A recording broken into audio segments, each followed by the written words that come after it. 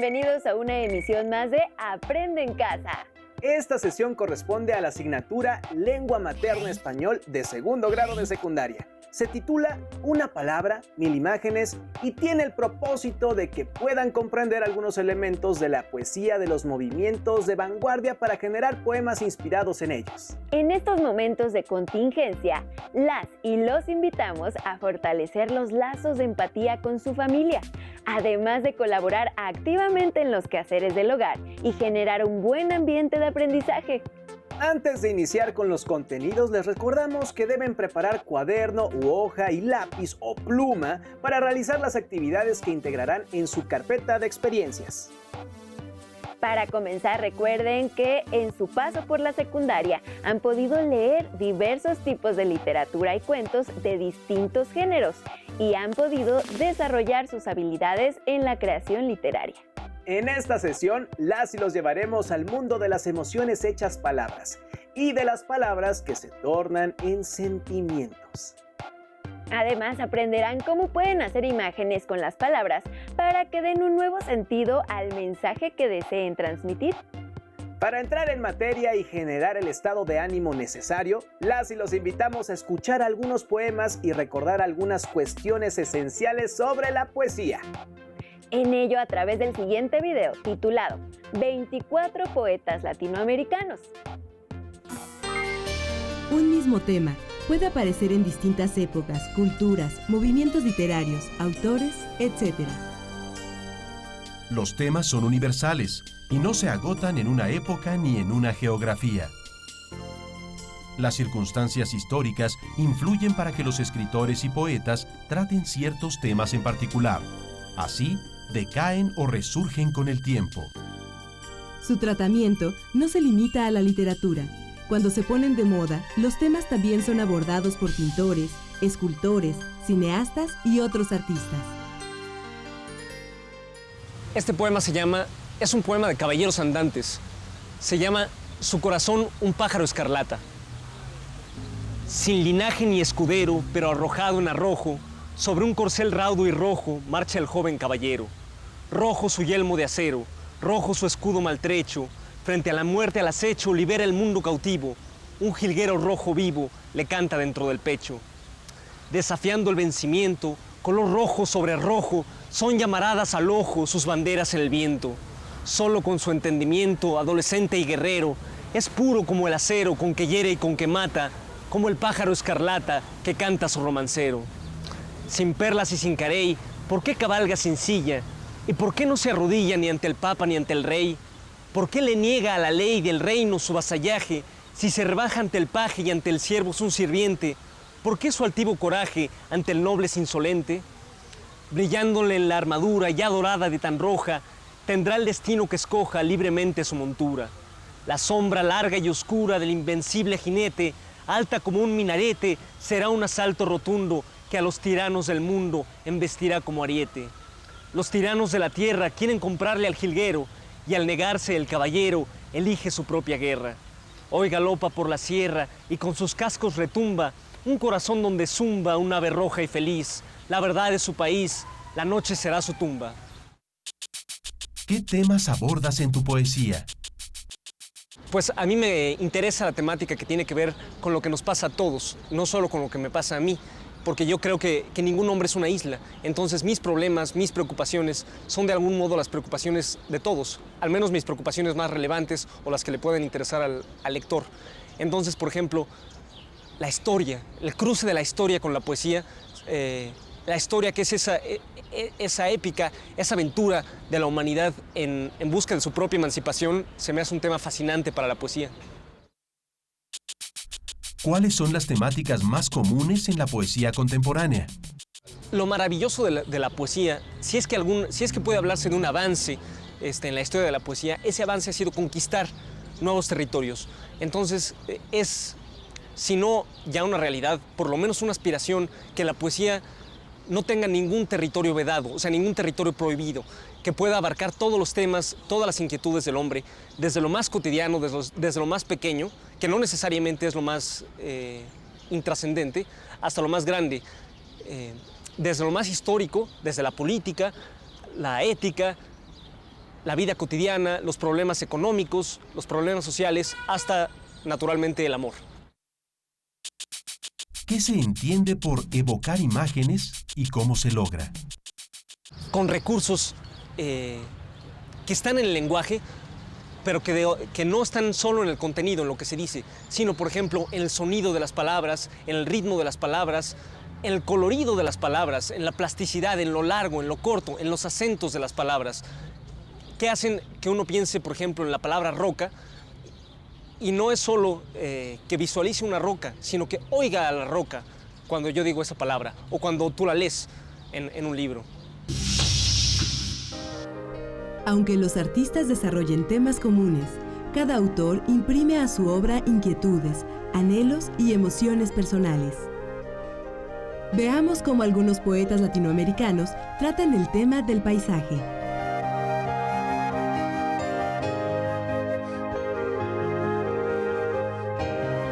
Ayer dormí en Nueva York. ¿Cenaré en París? Babélica conflagración de lenguas y de razas. Tierra, arca de Noé constante.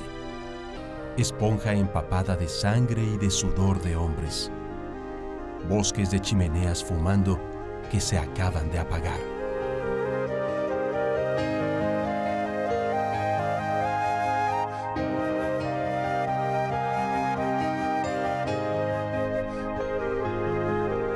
Creeríase que la población, después de recorrer el valle, perdió la razón y se trazó una sola calle.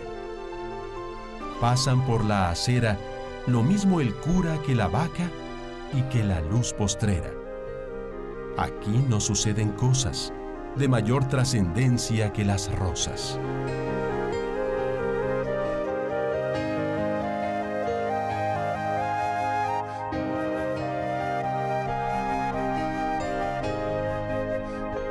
Árbol que eres un penoso relámpago, viento que arrebatas una ardiente materia, bosques de rayos entre el agua nocturna. He de decirles que para mí se está forjando una pesada joya en mi corazón, una hoja que hiende como una estrella el refugio de la sangre.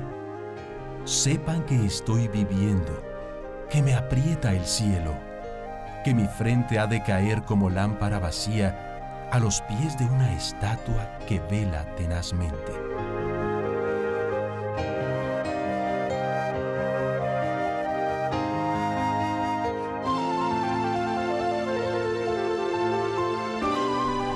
Hubo una vez un territorio puro, árboles y terrenos sin rúbricas ni alambres.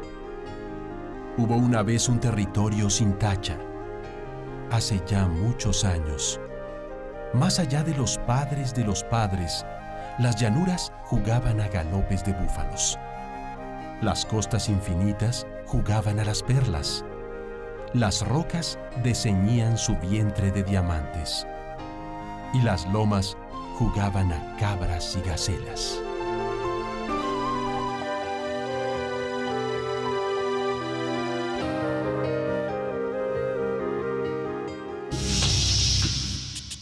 ¿Cómo es que la poesía despierta la imaginación y la sensibilidad del lector? Pues una vía es la música. La letra de todas las canciones, en la medida que toma en cuenta la propia musicalidad de las palabras, es ya una entrada a la poesía. Claro que es solo una entrada, ¿no? Es solo el principio de un trabajo muy disciplinado, un oficio, como la carpintería, como la metalurgia, como el trabajo con, no sé, con plata, pero nos muestra lo que se puede hacer. Si nos gustan las canciones, si nos gusta el sonido de las palabras en las canciones, pues ya tenemos una entrada a la poesía. Y si nos gusta el sonido de la palabra cotidiana, si apreciamos la belleza que estamos haciendo al hablar, o al leer, o al escribir, pues ya tenemos una entrada a la poesía, que como ven no es nada inaccesible, al contrario, está en algo muy cotidiano de todos los días, ¿no? ¿Qué les parecieron los poemas? ¿Qué sensaciones les despertaron? A mí me encantó esa parte del poema de Carlos Pellicer que dice: aquí no suceden cosas de mayor trascendencia que las rosas. Como habrán recordado, los poemas se caracterizan por tener una cierta musicalidad que los hace atractivos. Otra característica de los poemas tiene que ver con el lenguaje que se usa en ellos. ¿Saben qué es el lenguaje literal y figurado? Para saber más al respecto, las y los invitamos a que vean el siguiente video titulado Lenguaje literal y figurado en la poesía. Amo el canto del cenzontle, pájaro de 400 voces. Amo el color del jade y el enervante perfume de las flores. Pero amo más a mi hermano, el hombre. Autor Nezahualcóyotl. ¿Se han fijado en el lenguaje que se usa en esta poesía? A veces se usa un lenguaje literal, como en el poema que acabamos de escuchar, pero en otras ocasiones se usa un lenguaje figurado. ¿Les gustaría conocer las características de estos lenguajes? ¿Alguna vez los han usado? ¡Vamos a investigar! El lenguaje literal se usa para expresar algo de manera directa, sencilla y clara. Su intención comunicativa es nombrar las cosas como son, donde es más importante qué se dice que cómo se dice. Un ejemplo es el siguiente poema. La desesperación de la vieja. Fragmento. Charles Baudelaire. La viejecilla arrugada sentíase, llena de regocijo al ver a la linda criatura festejada por todos, a quien todos querían agradar. Aquel lindo ser tan frágil como ella, viejecita y como ella también, sin dientes ni cabellos. El lenguaje figurado se usa para decir de manera indirecta algún sentimiento, algo que imaginamos o que queremos, utilizando juegos de sonido y de significado de las palabras. La intención comunicativa es provocar alguna emoción. En este caso importa mucho el cómo se dice. Un ejemplo es: Libertad bajo palabra. Fragmento. Octavio Paz. Viento. Cantan las hojas, bailan las peras en el peral. Gira la rosa, rosa del viento, no del rosal. Nubes y nubes flotan dormidas, algas del aire, todo el espacio gira con ellas, fuerza de nadie. Cuando te veo, mi corazón explota como el vidrio al fuego. ¿Qué haces? Le escribo un poema a Beatriz. Suena muy fuerte y muy extraño, pero se nota que en verdad te gusta. Estoy utilizando un lenguaje figurado. ¿Cómo es eso? Te explico. Mira, el lenguaje figurado. En el lenguaje figurado, el escritor puede utilizar figuras literarias que son interpretadas por el lector. Entre ellas están: la metáfora es la relación de semejanza que hay entre dos términos. Por ejemplo, Don Quijote de la Mancha, capítulo 13, fragmento. Miguel de Cervantes Saavedra. Que sus cabellos son oro, su frente campos elíseos, sus cejas arcos del cielo, sus ojos soles, sus mejillas rosas, sus labios corales, perlas sus dientes, alabastro su cuello, mármol su pecho, marfil sus manos, su blancura nieve. la comparación es contrastar un término real con otro imaginario que se asemeje. Se unen dos ideas por medio de cómo o cuál. Por ejemplo, Crepúsculo, fragmento. José Asunción Silva. Las altas tapias del jardín antiguo y los árboles negros, cuyas ramas semejan un encaje movidas por el viento, se destacan oscuras, melancólicas, como un extraño espectro.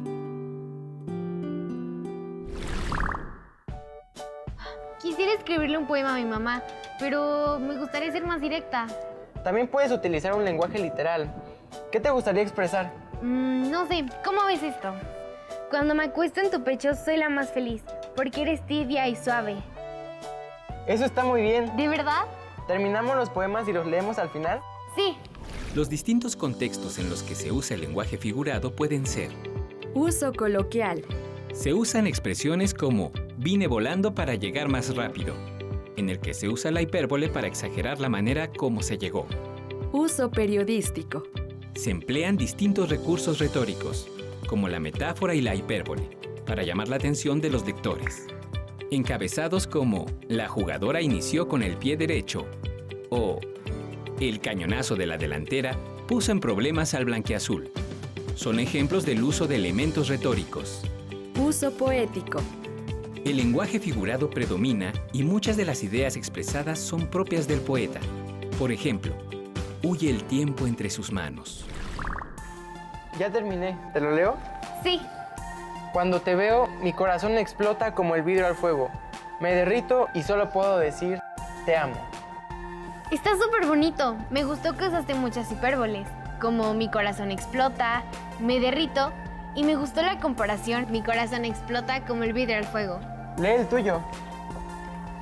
Cuando me acuesto en tu pecho, soy la más feliz, porque eres tibia y suave. Tu pecho es como un capullo. Tu pecho es como un capullo fue una buena comparación. ¿Hacemos otro? Mejor otro día, porque si llego tarde mi mamá me va a matar. Buena hipérbole. Es que ya me ha pasado. ¿Ya saben distinguir y reconocer el lenguaje literal y el lenguaje figurado? ¿Se han dado cuenta de que todos los días usamos el lenguaje figurado? Los reto a identificar el lenguaje figurado de sus compañeros. O mejor aún, ¿qué les parece escribir un poema? ¡Adiós! Como vieron, el lenguaje figurado no es exclusivo de la poesía, pero es en la poesía donde se usa de forma más frecuente. Conocer sobre recursos como la metáfora, la comparación o la hipérbole les ayudará no solo a realizar creaciones poéticas, sino a redactar otro tipo de textos en los cuales necesiten expresar emociones para otras y otros lectores, como en el ámbito periodístico. Si quieren explorar a uno de los poetas más reconocidos de nuestro país, las y los invitamos a que lean Era mi corazón piedra de río, del tabasqueño Carlos Pellicer, un poemario que forma parte de la serie de libros del Rincón de su biblioteca escolar. La poesía también es la exploración de la creatividad con el lenguaje, como verán en el siguiente video titulado Poesía de Vanguardia. No estoy. No la conozco.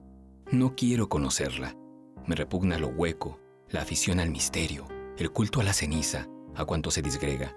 Jamás he mantenido contacto con lo inerte. Si de algo he renegado es de la indiferencia. No aspiro a transmutarme, ni me tienta el reposo. Todavía me intrigan el absurdo, la gracia. No estoy para lo inmóvil, para lo inhabitado. Cuando venga a buscarme, díganle, se ha mudado. Este poema ha sido relacionado con movimientos de vanguardia, como el surrealismo y el ultraísmo. ¿Les gustaría conocer más sobre estos movimientos? ¡Acompáñenme! En los últimos siglos, el arte ha roto con modelos establecidos. En el siglo XIX y principios del XX, esto se manifestó a través de los movimientos de vanguardia, que buscaban nuevas formas de expresión artística.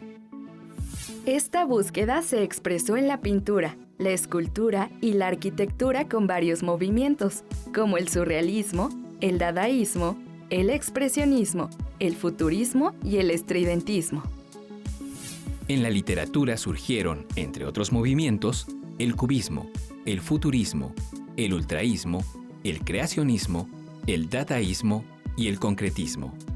Estas corrientes literarias vanguardistas comparten características como las siguientes. Rompen el orden lineal. El narrador deja de ser objetivo.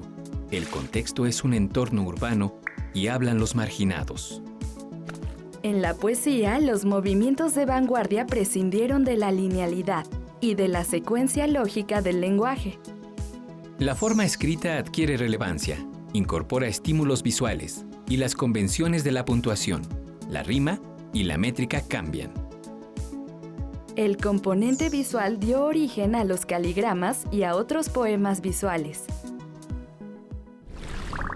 Mira este poema, tiene forma de torre. ¿De qué movimiento será? Vamos a investigar. Sí, me parece bien. El cubismo fue un movimiento principalmente pictórico, pero también influyó en la literatura. Las imágenes visuales se combinan con los textos dando origen a los caligramas, que son poemas que dibujan una imagen relacionada con su contenido. Los avances tecnológicos, las máquinas y las multitudes urbanas fueron temas recurrentes en el futurismo. El poema en forma de torre es un caligrama. ¿Ya viste que las palabras del poema se relacionan con la imagen de la Torre Eiffel que está en París? Vamos a ver otros ejemplos de poemas vanguardistas. El ultraísmo se caracteriza por el uso abundante de metáforas, la creación de imágenes visuales y de asociaciones ilógicas. Además, prescinde de los nexos y de la puntuación. Los poemas visuales de los ultraístas juegan con la disposición de los versos, como el poema Paisaje Plástico, de Guillermo de Torre. El creacionismo plantea que los autores de los poemas son los creadores absolutos, ya que no imitan la realidad. Algunos autores afirman que el cometido del poeta es aumentar la significación a través de las palabras desconectadas de las cosas y de los hechos.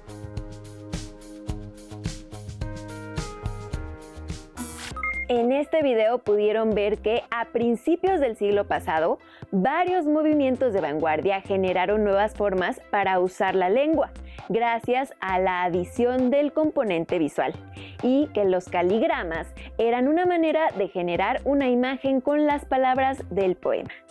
También pudieron ver poemas ultraístas, en los que la disposición de los versos genera una imagen. Además, pudieron revisar otros movimientos de vanguardias como el futurismo y el creacionismo. Sí, se trata de movimientos que tratan de generar una nueva forma de escribir poesía y de pensar sobre ellas. Ahora, escriban un poema en el que usen una de las formas de la poesía vanguardista que vieron.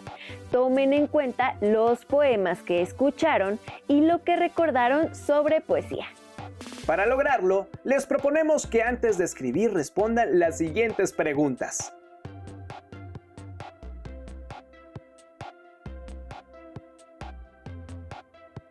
¿Qué imagen quieren representar?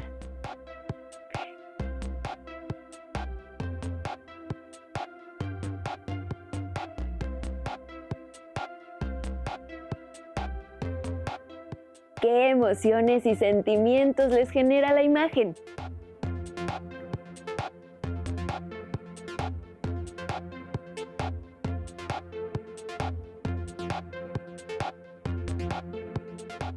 ¿Cómo pueden jugar con el lenguaje para generar un poema atractivo?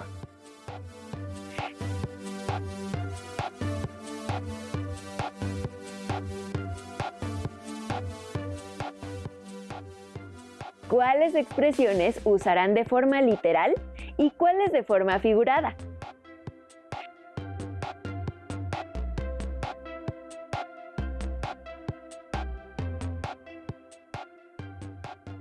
¿Por qué creen que estas formas de escritura son llamativas?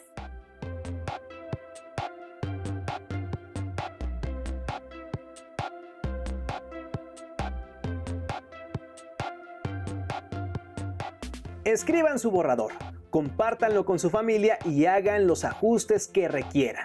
Recuerden que la escritura es un trabajo que siempre queda mejor después de varios ensayos. Finalmente, junto con sus respuestas a las preguntas que hemos planteado, guarden su poema revisado en su carpeta de experiencias para que lo puedan compartir con sus compañeras, compañeros y docente al regresar a la escuela. Hemos llegado al final de esta emisión. Les agradecemos su compañía. Nos vemos en la próxima sesión. Cuídense mucho y sigan aprendiendo en casa. ¡Hasta pronto!